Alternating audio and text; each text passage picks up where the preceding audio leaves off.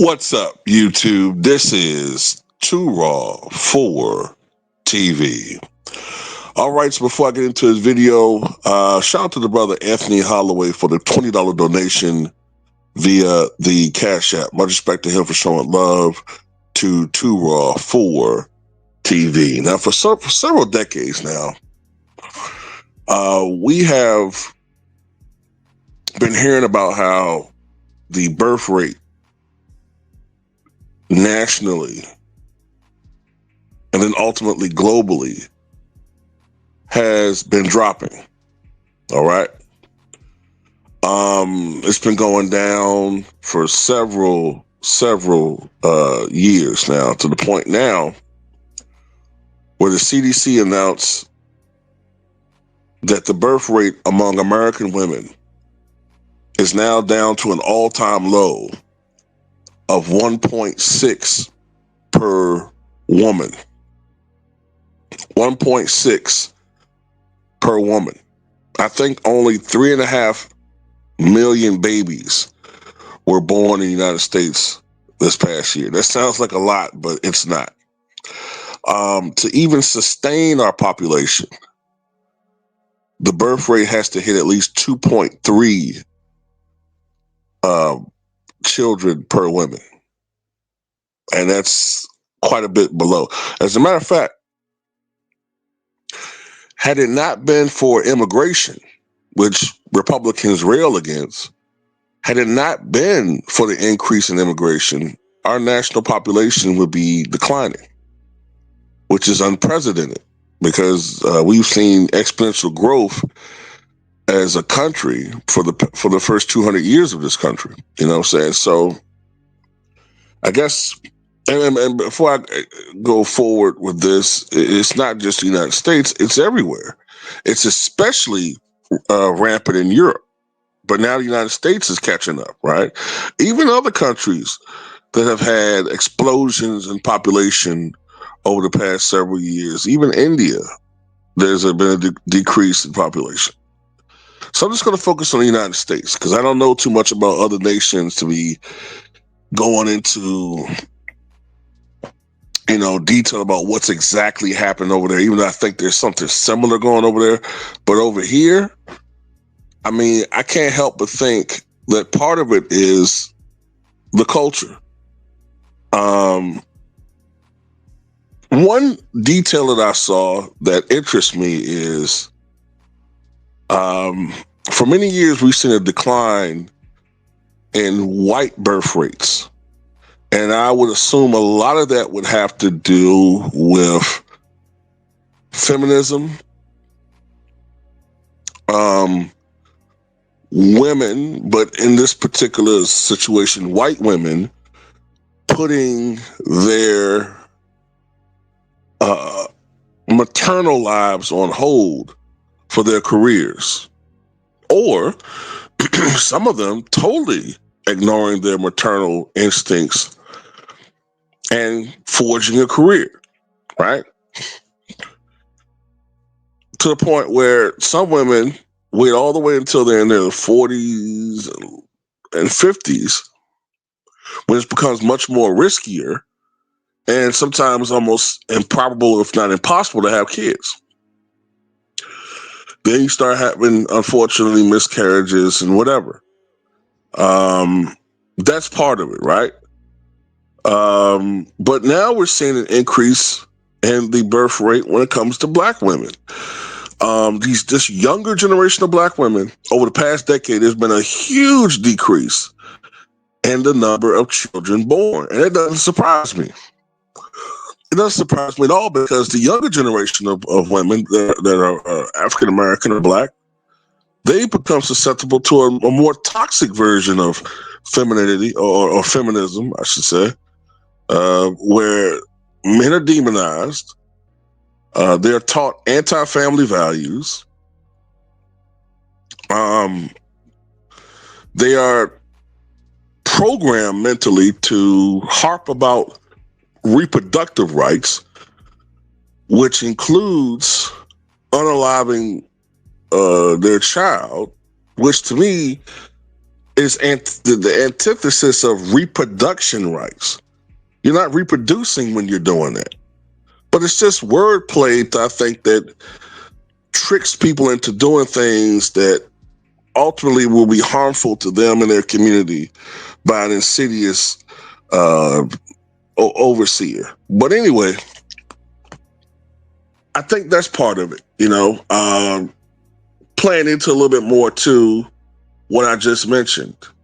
Not just putting your career on hold or your family on hold, or should be not putting your family on hold for your career, not just that, but also sexual freedom.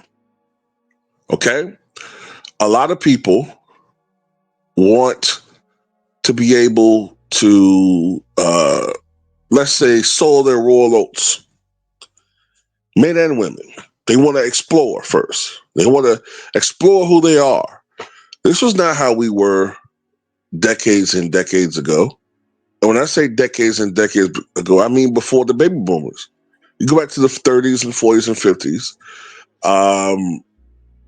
Young men and women were not brought up like this. We were brought up more or less to, if you're brought up in a good household, you were brought up to develop certain habits, to be hard work. If you're a man, to be hardworking and responsible, to be a provider, a hard worker. And when you did meet that young girl, right, which oftentimes came as early as 1920, or at least in your early 20s, you were generally with that person. Now, did men sometimes stray from the marital vows? Maybe. But ultimately, they were expected to provide for their family or they'd be shamed for it. We didn't respect bums back then. They were shamed. You had to leave town if you didn't take care and provide for your family.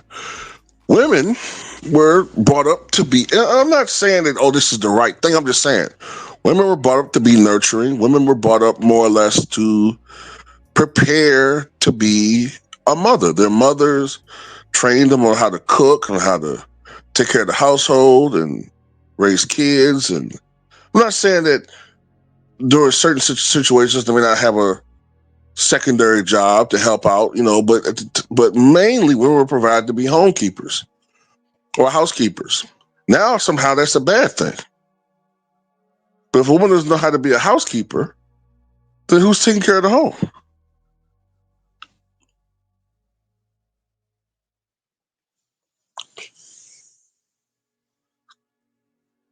So if you're a man, you have a woman competing to be the man. I mean, that's unappealing. So, we don't have the families we once had. We have a bunch of broken households often, and if you see that as an example of what you want to avoid, and if you're younger, well, then people are going to have abortions. People are going to wear condoms because they're trying to avoid the trap. That's another thing. Men are becoming, I'm speaking from an experience of men. Men are terrified of being trapped nowadays. Whether you're talking about trapped in a terrible relationship or trapped in a situation where you're with somebody who is ultimately unfaithful and do scumbag things, and nobody wants to be part of that. And I know women don't want to be in a situation like that. So a lot of people are very, very careful when it comes to creating kids and having kids, and that's part of it a little bit. You know what I'm saying? More and more people either are very careful about who they have relationships with. Sometimes they just want to have hookups, or some people are abstaining from relationships right now. And then there's the financial aspect of it. people are struggling financially, man. And if you're struggling financially just to make ends meet for yourself, well, damn, like it's hard to have kids. If you can't afford to have kids, a lot of people are just choosing not to have them. And they're waiting until they're older. But then the problem with that is sometimes you get to a point where you're in your late 30s or 40s and you're kind of set in your ways and you kind of hesitate. Do I really want kids at that point?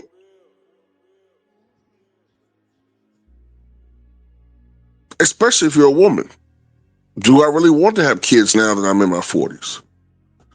Some people don't have the drive to have kids. So I think there's a lot of different factors involved, man. There's a lot of different factors involved as to why uh, people aren't having children like they used to. I do find this hilarious from conservatives, though. Conservatives will rail at poor people or people in general. Stop having kids out of wedlock. Stop having kids that are a burden on society. But then they'll say at the same time to people, we got to do something about our low birth rate. Well, which one is it? I mean, because we all know why they're saying it.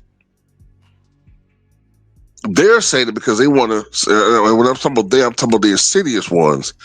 They want to keep their numbers in place. They're definitely afraid of losing their majority, which is not ever going to really happen. But they're terribly afraid of losing their majority. They're really talking about everybody else who they perceive to be on the system. Although in reality, when you look at the figures, the majority of people on EBT are actually white.